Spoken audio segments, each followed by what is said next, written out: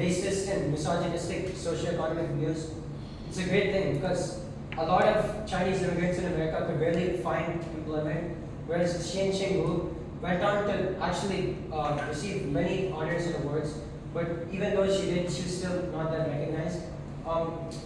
She worked with great scientists like Niels Bohr, John Van Neumann,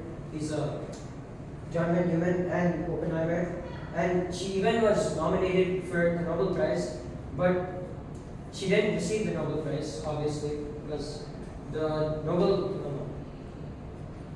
Prize committee was highly racist and misogynistic, so she barely stood it. And in fact, nowadays that they don't even reveal the Nobel Prize nominee list because in 1966 she got nominated several times, right? But after a certain point of time, a lot of people started questioning why she wasn't getting the Nobel Prize. So for this very reason, today from 1966 onwards, they stopped revealing the list of Nobel Prize nominees. To summarize why I think Xian Wu is underrated, she has more honorary doctorates than Albert Einstein himself. Many people consider it the father of modern physics. So why can't we appreciate her more? So I think Arnav already talked a bit on Veda parity. So this is one scientific fact we learned during researching this. I find it very interesting that Xian Wu practically she set a standard for how fundamental particles in physics behave. So she even discovered her own fundamental particle called the kaon, and yeah, she did a lot of stuff, including next slide.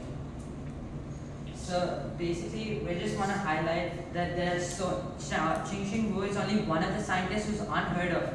There are so many scientists who contributed to this field and were not even mentioned. And they still continued. She was never looking for credit. She never spoke up about not getting the Nobel Prize. She just continued with her work diligently on and on for years and published books on beta decay and helped even develop the first atomic bomb. In fact, her experiment on parity decay, whatever understanding nuclear physicists had for about 30 years, 20 years, she completely violated all that. She proved it to be completely wrong. So from there onwards, they had to rebuild their framework and understanding of how fundamental particles work. And this presentation is only a small medium of honoring the contributions the scientist has done.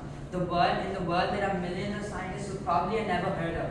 And what could we do? This is a question you need to keep with you after this presentation, because this presentation is only for 10 minutes, but her life's work was over 70 years. So all this is contributed and concised into one presentation is not enough to show the amount of work and emotional, scientific and development they've all been doing for the entire world.